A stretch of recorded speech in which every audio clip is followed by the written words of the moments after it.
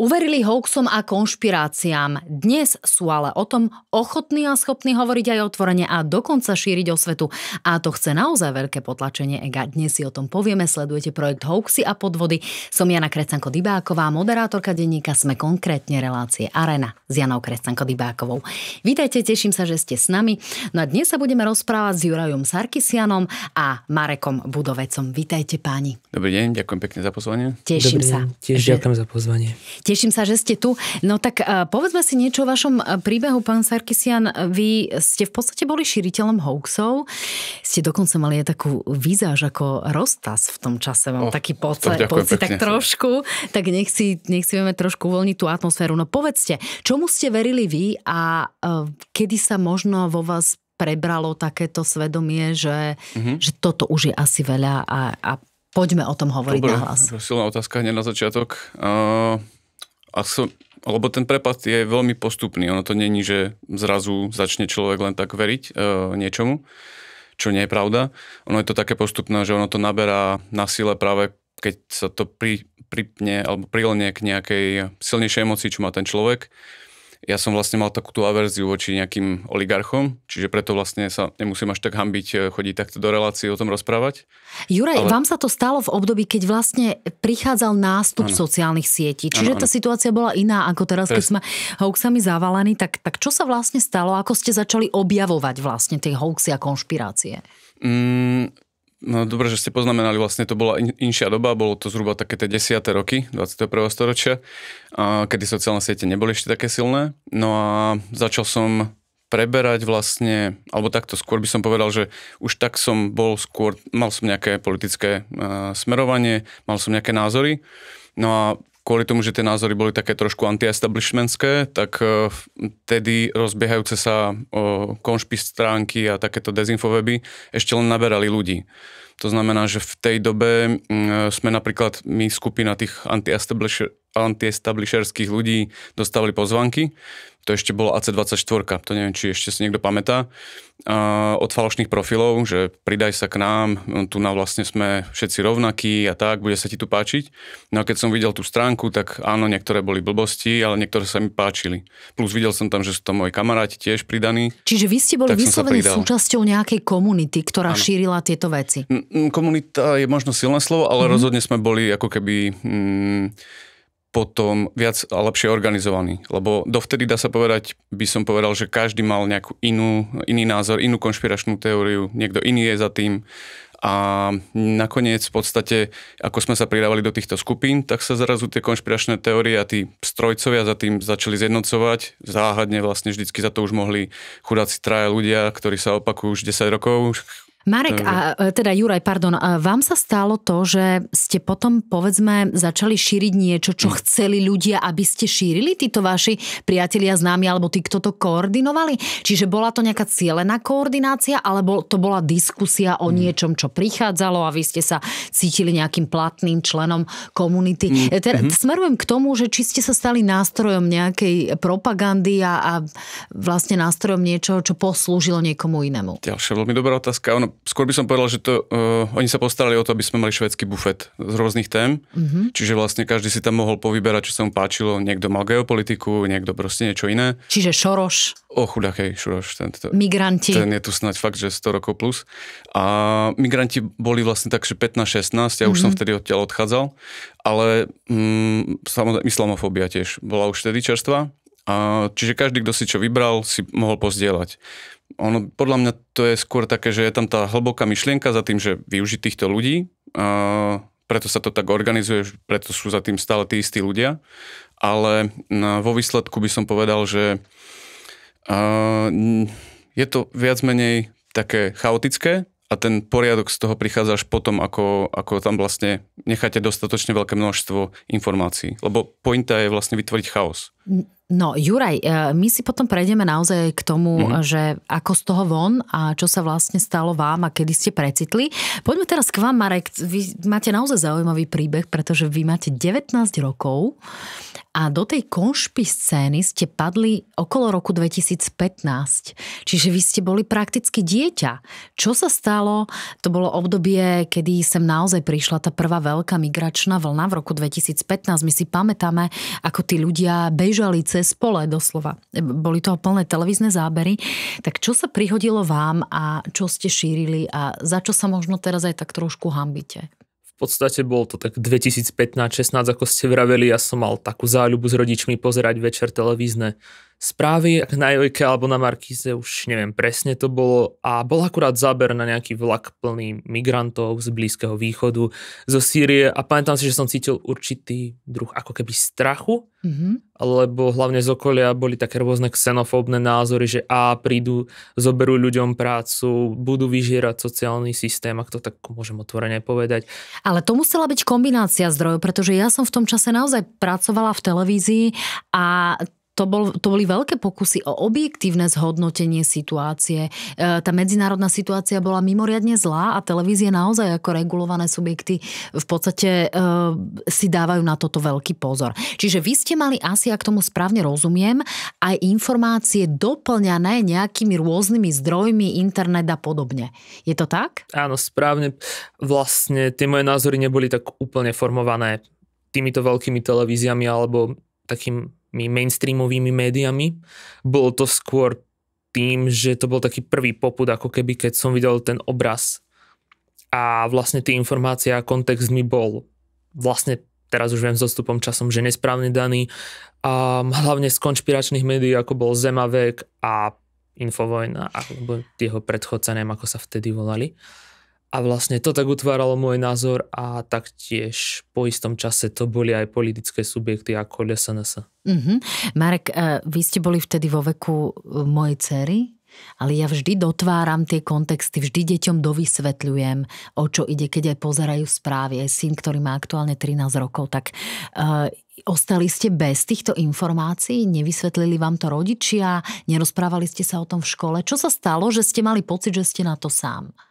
V podstate to bolo od malička tak, že nebol som nejak obľúbený, ak by sa dalo povedať, medzi deťmi, pretože ja som mal skôr záľuby ako čítať knihy alebo encyklopédie, zatiaľ čo ostatní chalani ma volali poď si zahrať futbal kde za ihrisko, čo ma veľmi nezaujímalo, takže vlastne z rovesníkov som nemal nikoho a učitelia ako si sa o to nezaujímali, rodičia vlastne nejak nemajú záujem o politiku, dalo by sa povedať, a tak vlastne nemal som sa s kým ako keby o tom porozprávať.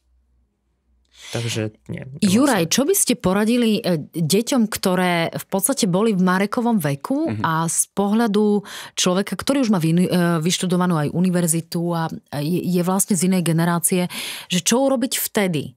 Pretože veľmi často ide o veľmi múdre deti, ktoré naozaj si veľa čítajú, len sa potrebujú zorientovať, potrebujú sa trošku upratať v tých zdrojoch. Čo vtedy robiť a ako im podať pomocnú ruku, aby sa z nich nestal, a teraz naozaj si to neosvojte ako pre seba, Marek, ale aby sa z nich nestali potom vrahovia na Zámockej. No, na túto otázku nie som si istý, že či kompletne budem vedieť odpovedať, ale ak by som sa mal vžiť do tej doby, a v podstate predsa len Marekovi tu ďakujem, že tu je s nami, tak asi by som neváhal ich požiadať, aby vlastne ukázali sa, aby vlastne poprosili, požiadali o pomoc, aby vlastne sa necítili osamotení, lebo ja väčšinou, keď chodím aj na prednášky alebo kdekoľvek, vlastne tak opakujem tejto generácii, že jednoducho nie je v tom sama, že my vlastne vieme dobre, že čím si všetkým prechádzajú, minimálne sa viem vžiť do toho, že čo všetko majú za sebou. Čiže my sme tu preto, aby sa mohli bez problémov ozvať, a predsa len možno to chvíľku bude trvať, kým sa k ním dostaneme, ale budeme sa k ním snažiť dostať. Vy ste vlastne zažili obidvaja obdobia, kedy ešte neexistoval ani projekt Hoaxy a podvody v takejto podobe ako dnes, alebo sa ešte len rozbiehal. Neexistovali také tie podporné možnosti. Dnes sú.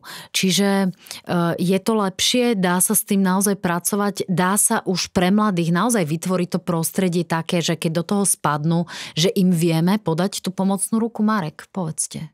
Myslím si, že dnes je to o mnoho lepšie práve aj vďaka projektov, ako sú hoaxy a podvody, že už aj tí mladí ľudia vidia, dá sa z toho dostať a že tá situácia nie je ako keby beznádejná, že je niekto, kto by im s tým vedel poradiť alebo pomôcť sa z toho dostať.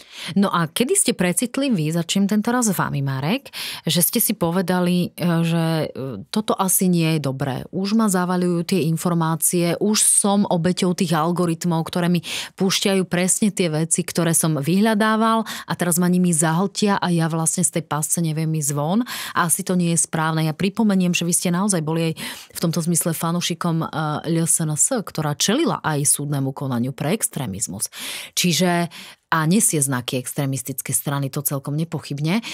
Čiže, Marek, kedy nastal ten zlom a povedali ste si, toto už nie a musím ísť na inú cestu?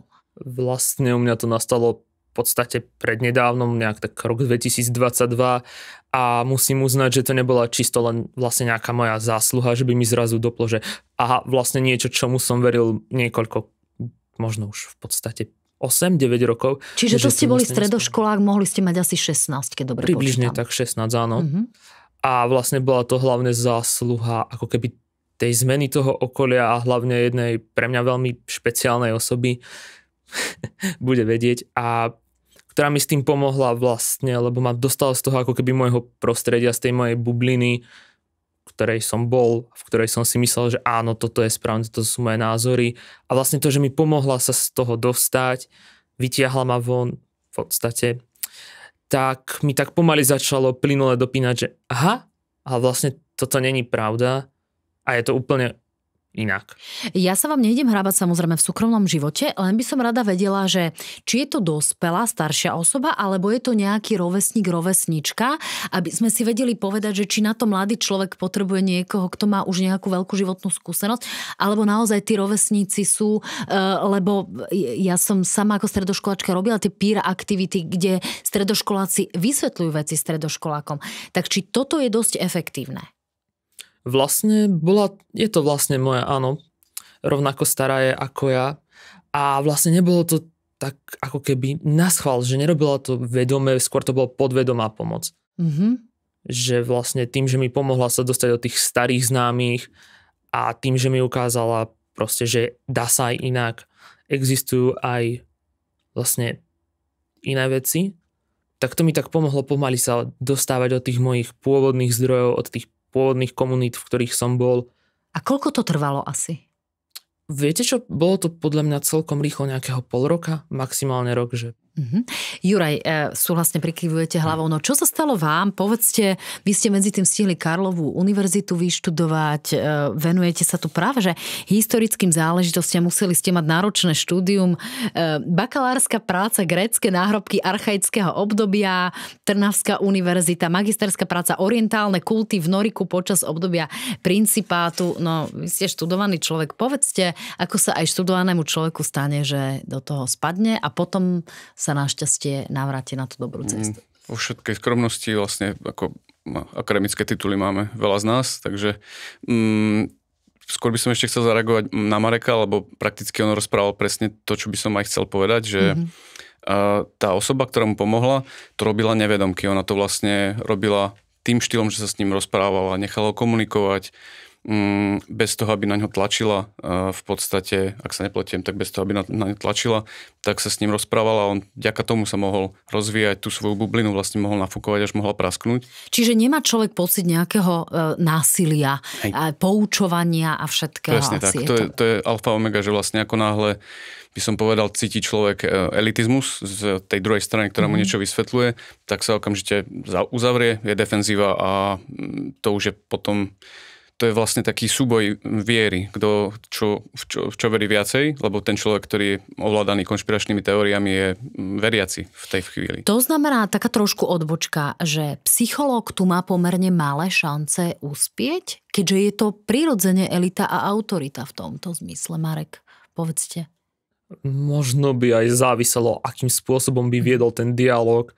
Ak by na to išiel príliš priamo, myslím si, že by áno, nastal ten mechanizmus toho takého uzavretia, pretože práve ten zakonšpirovaný človek by mohol cítiť ten pocit toho útoku a potreby obhajovať sa a nebol by vlastne tak nachýlený napríklad na to zmeniť názor. A to je to ego. Tak povedzte, Juraj, aký je teda ten váš príbeh?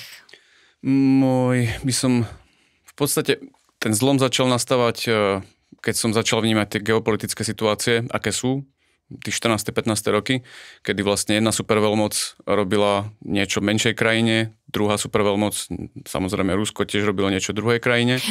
Toto dátujeme približne na obsadenie Krymu.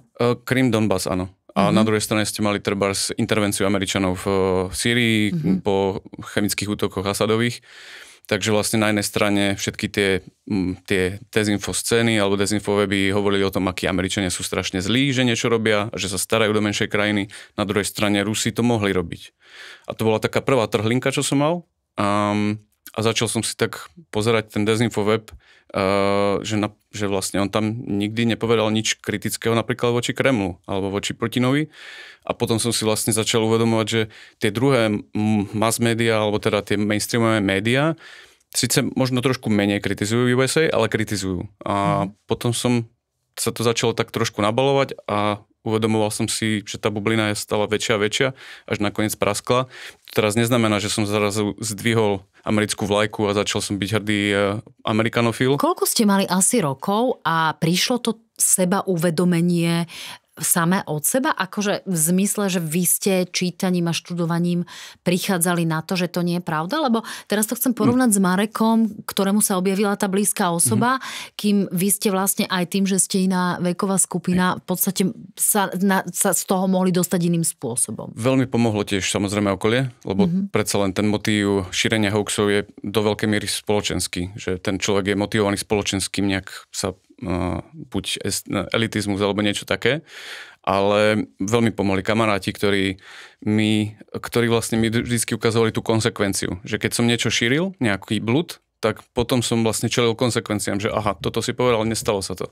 Takže vždycky toto mi tak nejak pomohlo, že som ich rešpektoval, oni stále rešpektovali mňa a toto bolo vlastne veľmi napomocné, že tých ľudí okolo som mal veľmi správnych, bez toho, aby si ma nejak doberali, proste konzekvencie tam boli veľmi dôležité. Veľmi často sa šíriteľom dezinformácií a hoaxov stáva, že keď ich takto blízki ľudia konfrontujú, oni sa ako keby postavia do kúta a začnú hrísť. To znamená šíriť ešte väčšie blúdy, byť asertívnejší, agresívnejší a uzatvárať sa do iného typu bubliny, ktorá je vlastne extrémistickejšia. Pozorujete toto? Stalo sa to? Prečo sa to nestalo vlastne vám? Perfekt. Viac menej asi by som to povedal, že to bolo práve vďaka tomu, že akým spôsobom mi to povedali. Že jednoducho mali sme dobrý vzťah, tým pádom vlastne mohol z toho spraviť vtip alebo niečo také, že jednoducho nebolo to tým štýlom, že takým arogantným spôsobom bolo to proste vtipom podané, že aha, stále som tu, aj keď neviem čo, očkovanie alebo tak.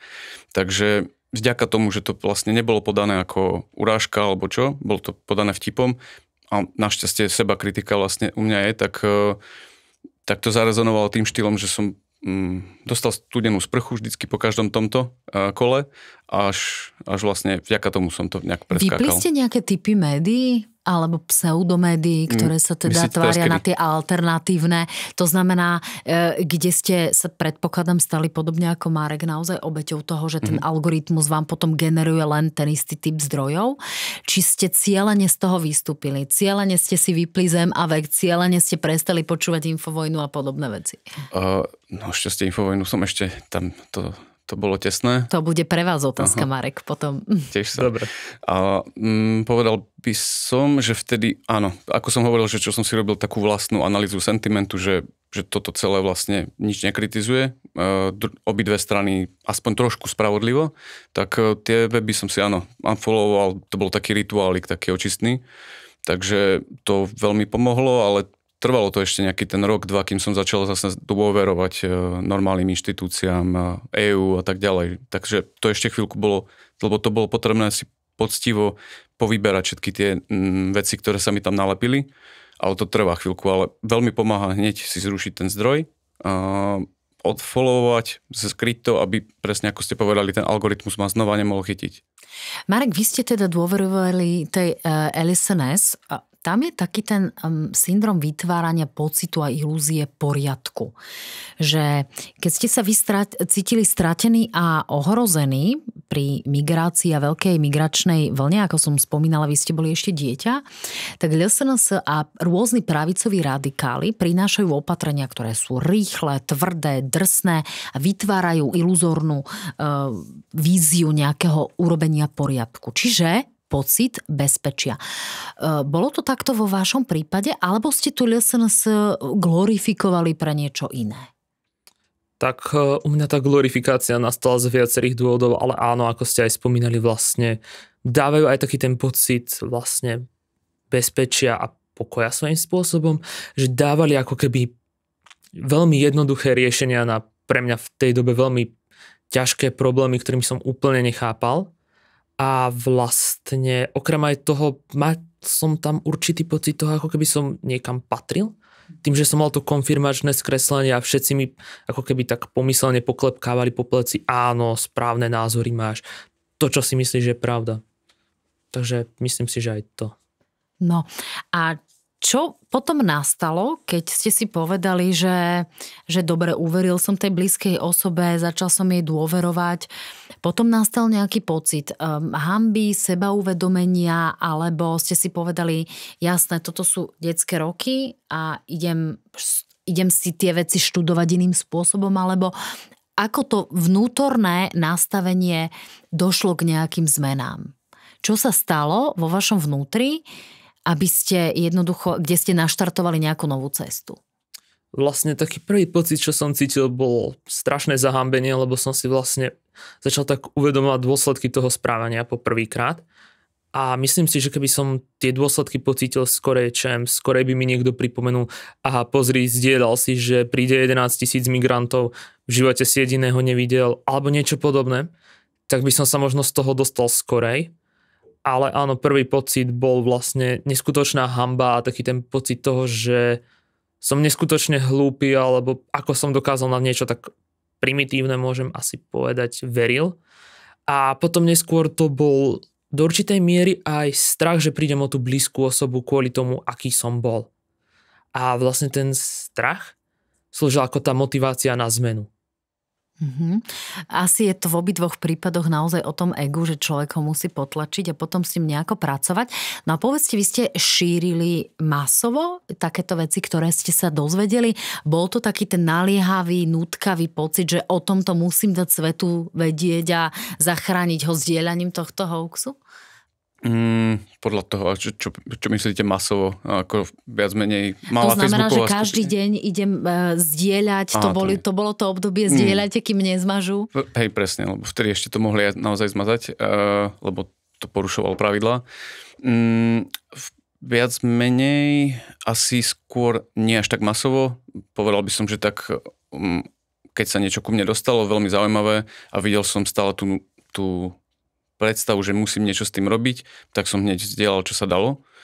Ale nebolo to až také časté, aby to bolo, keby si predstavíme kvantifikovanie, tak možno raz, dvakrát za týždeň niečo. Takže nebolo to až Marek, také časté. ako to bolo vo vašom prípade? Lebo niekedy u toho mladého človeka funguje to, že ja chcem byť stredobodom pozornosti a ja chcem vám ukázať, že odo mňa máte túto informáciu. Tak buď ste novinár, alebo šíriteľ konšpirácií, ale novinárom v 10 rokoch ešte úplne vedieť nemôžete byť. Takže bol to aj tento pocit. Práve, že presne tento pocit. A u mňa to bolo skôr presne o tom, že chcel som byť aj stredobodom pozornosti a mal som nejak taký vnútorne ako keby dobrý pocit, pozrite sa na mňa, ja som dokázal odhaliť tú pravdu, ja vám tu idem všetkých zachrániť, možno taký ten komplex spasiteľa? Mesiášsky, ďakujem. Presne taký pocit. A u mňa to nebolo, že by som to zdieľal každý deň, ale u mňa to začalo, myslím, v 2018, takéto, že som začal proaktívne zdieľať. Prvý taký väčší hoax, čo som zdieľal, bol vlastne od jedného nemenovaného ústavného sudcu, ktorý práve akurát zdieľal, že dojde nám 11 000 migrantov. To si pamätám, že bol prvý taký sudcu. Áno. Vieme asi, o kom hovoríme. Presne. Je veľmi nebezpečné, keď sú tieto osoby, ktoré nemusíme úplne menovať, ale sú takým tým symbolom šírenia týchto vecí, že ľudia si nevedia predstaviť, že tak ako je taký ten jednoduchý vtip, že do telky sa neklame, takže asi autorita klamať nebude. Funguje toto, páni, že naozaj, že predsa táto autorita klamať nemôže a ona predsa len klame? Ono ešte jednu vec by som tam možno dodal, že prakticky je veľmi dobré prakticky si oddelovať tých šíriteľov tých konšpiračných teórií na tých konšpiračných teoretikov a manipulátorov. Lebo konšpiračný teoretik viac menej je kompletne presvedčený o tom, že to, čo šíri, je pravda, alebo teda si to aspoň myslí a má aspoň nejaké tie znalosti. Zatiaľ, čo manipulátor má všetky znalosti. Vie veľmi dobre, že tá konšpirácia buď neexistuje, alebo je extrémne nafúknutá a to jeho presvedčenie je malinké. On proste to len chce získať. Robí to s nejakým iným cieľom, povedzme cieľom finančného prospechu, politického úspechu alebo nejakých iných cieľov. Iba ak by som mohol dodať, že prakticky práve preto je veľmi dobré, keby sme takých tých ľudí, proti ktorým by sme sa mohli spojiť ako celá spoločnosť, to je jedno, že či konzervatívci, progresívci, by sme mohli naozaj sa spojiť práve proti týmto manipulátorom, lebo oni veľmi dobre vedia, čo robia. Aj to, čo ste dneska mali vlastne rozhovor s Dávidom, tak tie trestnoprávne akcie proti ním by práve tam mali zmysel. Zatiaľ, čo tí konšpirační teoretici vo veľkej miere, oni sú presvedčení o tom, že vlastne robia niečo dobré. Čiže tam by to mohlo mať práve taký negatívnu reakciu z ich strany. A nie je to príliš tenká čiara, kde aj pri tých niektorých politikoch nevieme, či sú autenticky strátení, lebo máme takých dokonca aj v jednej z najvplyvnejších strán, ktorí sú autenticky strátení a sú ľudia, ktorí možno berú peniaze z Kremla. Práve to, že ide o to, že napríklad taký hardcore konšpiračný teoretik by ani nemal mať sociálnu sieť, lebo jednoducho on si myslí, že je tam nejaká temná konšpirácia a preto ani sociálnu sieť nemá mať. Prečo? Lebo by ho dostali, že... To je zaujímavá teória. Takže on jednoducho, ako môže byť niekto konšpiračný teoretik a zároveň byť proste na všetkých sociálnych účtoch a najhoršie, čo sa mu môže stať, je na rok a pol dostane pauzu na nejakom sociálnom účte. To je ad absurdum. A druhá vec je to, že... ako môžete mať antisystémových bojovníkov, ľudí, ktorí zakladali systém u nás na Slovensku. To je ako, nebudem vulgárny veľmi, ale to je ako keď prostitútka bude o sebe hovoriť, že je panou. To proste nedáva zmysel. Áno, je to taká kognitívna zrážka, ale žiaľ, títo ľudia sú stále veľmi vplyvní. Marek, ako funguje na ľudí ešte aj teraz, keď naozaj veľmi veľa, veľmi intenzívne aj na školách, aj všade inde, aj v rôznych knižiciach hovoríme o tom, že overujte si zdroje, sledujte relevantné výstupy relevantných inštitúcií alebo mienkotvorcov. A stále je tu časť ľudí, ktorá je extrémne fixovaná na hlúposti, dezinformácie a šíri ich do prostredia. A už to nie sú len rôzne kvetinkové účty na Facebooku. Mne príde, že vlastne viac skupín tých ľudí, čo sa týka overovania informácií, niektorí sú takí, že sa im nechce, proste oni si chcú len niečo prečítať a vlastne tamto myslenie ako keby končí, povedia si, dobre, toto mám prečítané. Ďalej nejdem, potom myslím, že podobná skupina ako ja, že si síce niečo aj chce overiť, ale overí si to zo zdrojov, ktoré nie sú úplne spoľahlivé, len preto, aby mali to svoje konfirmačné skreslenie a mysleli si, že majú pravdu. Čiže tam je veľmi taká tá hranica, možno by pomohlo, keby im povedali, kde si to overiť. Alebo niektorí ľudia si to možno aj chcú overiť, len sú stratení, možno nevedia, kde sa dá niečo dohľadať alebo tak. Čo by ste poradili ľuďom, aby vyšli z tohto svojho boxu a čo robíte vy preto, aby ste urobili v tomto zmysle svet trošku lepším a čistejším od rôznych konšpirácií? Lebo nikto z nás nemusí robiť osvetu, nie je to nikoho povinnosť. Môže si sedieť doma v svojej detskej izbe alebo v svojej obývačke pred svojou telkou a nestarať sa o svoje okolie. Vy to robíte, vy tú osvetu. Takže vy sa staráte o to, aby svet bol v tomto zmysle lepším. Takže čo robíte, ako robíte a prečo to robiť treba? Áno, také moje motto, že pokoj je smrť, takže viac menej nemôžem to nechať len tak plynúť, lebo jednoducho sa to vráti a jednoducho je to život na úrok, čiže niečo musím už teraz robiť, aby tu bolo možno časom trošku niečo lepšie, ale... To ste ako Herakleitos, všetko plynie. To je klasická archeológia, čo mám vyštudované, ale to, čo sa snažím robiť, je predovšetkým nejak vrátiť, ono to možno znie tak pateticky, ale vrátiť medzi ľudí dôveru, lebo tie konšpirácie majú tú silu práve kvôli tomu, že sme strašne nedôverčivý národ jeden k druhému a práve keby sme na tomto začali všetci robiť od seba a začali by sme si vlastne uvedomovať, že tá druhá strana není tá zlá, tá druhá strana vlastne neexistuje, že to sú naši krajania a tak ďalej. Jednoducho toto sa snažím dosiahnuť a robím to práve tým, že napríklad keď je potrebné, keď je nejaká zlá situácia, niečo sa deje, treba počas pandémie som bol pomáhať v nemocnici priamo na covidovom oddelení, keď sa začala plnoformátová invázia na Ukrajine, išiel som na Ukrajinu a teraz vlastne chodím aj po školách robiť rôzne prednášky práve na tú tému, ako som bol šíriteľ konšpiračných teórií a ako som sa z toho dostal. Je to o pocite viny, alebo je to o pocite mať viac energie z toho, že keď robím niečo dobré, tá energia sa mi vrácia a prináša novú energiu robiť ďalšie dobré veci? Tá vina tam už, predsa len myslím si, že už to mám za sebou. Teraz už si to zmazali dobrými skutkami, myslím si, že hej. Už je tak, že prakticky nebolo to až také, že by som mal averziu voči nejakej menšine a tak, čiže nemusím sa až tak cítiť zle.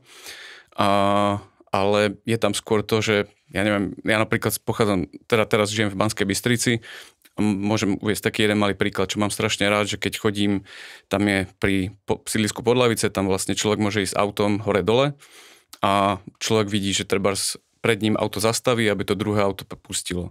To druhé, ktoré bolo pustené, práve zase vidí, že bolo pustené, tak to chce nejak vrátiť a tak ďalej a potom zase pustí nejaké ďalšie auto. Čiže vlastne toto ma vždycky tak motivuje. Čiže malé reťazenie dobrých skutkov, ktoré generujú ďalšie? Funguje to veľmi dobre. Čiže toto ma vždycky tak motivuje. Vždycky vlastne vďaka tomu naberám energiu, aj keď robím nejaké ťažké veci mimo komfortnej zóny. A tomuto plne verím. Čiže vlastne aj preto to robím, aj preto som tak motivovaný pokračovať. Marek, od vás ako 19-ročného človeka nikto nemôže chcieť, aby ste robili veľkú pozitívnu osvetu očkovaniu, aby ste chodili odovzdávať sanitky na Ukrajinu alebo niečo podobné. Ale vy aj tak robíte toto dobro, tak povedzte, čo robíte. Vlastne musím sám uznať, úprimne nedokážem napríklad spraviť niečo tak veľké ako tuto Juraj alebo vy. Snažím sa pomáhať takým svojim vlastným menším dielom, alebo ako by som to nazval, čo viem prezdieľať storku na Instagrame, alebo porozprávať sa s niekým z okolia, kto verí k tým konšpiráciám.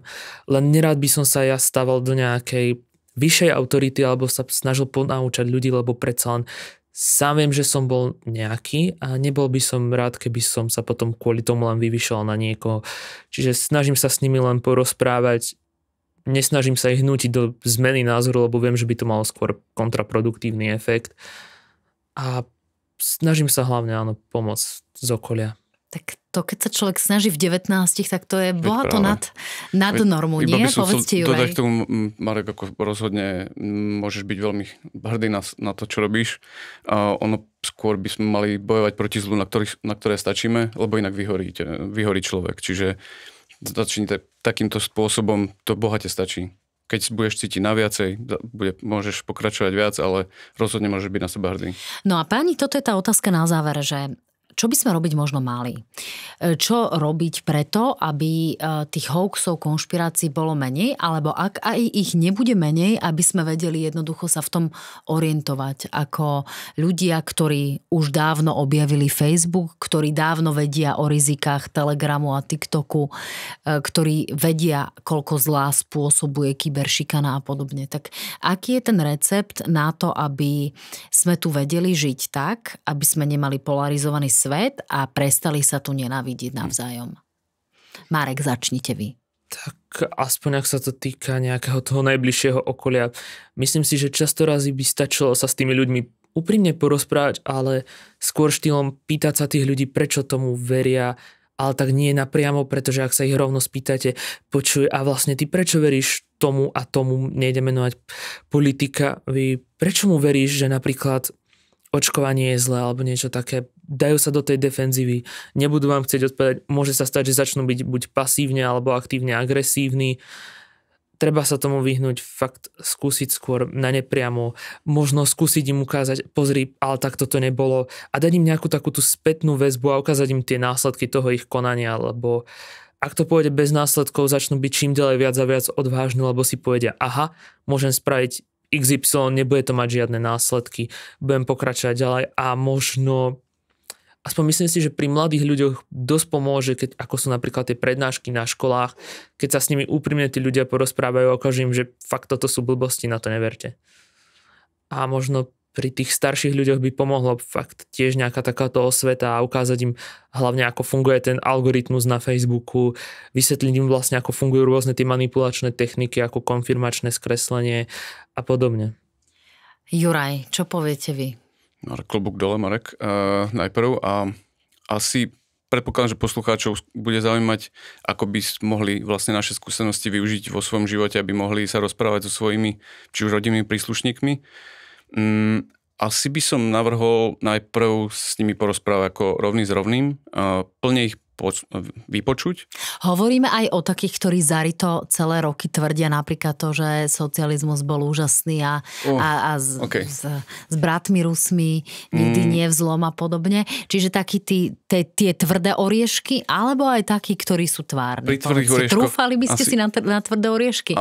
Mám rád výzvy, takže asi áno. A skôr by tam išlo o to, že kameň kosou nepokosíš, ale necháš ho zvetrať. Čiže vlastne týchto ľudí, ktorí naozaj sú zatvrdeli, by som zvolil úplne tú techniku a skôr by som sa s nimi rozprával takým štýlom, kde budú vidieť, že som najprv rovný s rovným. Až keď si vytvoríme dôveru, potom by som vlastne mohol začínať nejaké témy a nikdy by som toho človeka už nepresvedčil. Ale išlo by mi o to nejaké spolunažívanie vzájomné, aby tam nebola zbytočne nevraživosť. A pre tých ľuďoch, ktorí nie sú zarytí úplne, tam by som vlastne spúšťal, alebo respektíve začal by som sa s nimi rozprávať tiež takisto, ako rovný s rovným, tú dôveru si vytvárať a potom zasievať také semienko nedôvery, že či tie správy, odkiaľ čerpá, že či vlastne rozprávali o tomto, alebo že čo sa stalo vlastne vtedy a vtedy, keď tu mal byť blackout od Európskej únie, čo sa stalo s tým, že vlastne ja už som 3 roky mŕtvý po očkovaní a tak ďalej. Takže vlastne zasievať také malé semienka a byť trpezlivý. A ono sa to rozpadne, lebo ja si naozaj myslím, že pokiaľ má človek aspoň trochu seba kritiky, tak nemôže byť konšpiračným teoretikom večne. Páni, ďakujem veľmi pekne. Podľa mňa ste mnohým ľuďom dnes veľmi pomohli. Juraj Sarkisian, Marek Budovec. Ďakujem pekne. Dámy a páni, ďakujem pekne aj vám, že máte záujem sledovať projekt Hoaxy a podvody. Je to veľmi dôležité. Povedzte prosím o ňom aj svojim blízkym, pretože práve aj príklady mojich dvoch dnešných hostí možno v niekom vzbudia pocit, že je dobre sa zamyslieť a naozaj všetko možno nezdieľať. Majte sa fajn, uvidíme sa na budúce.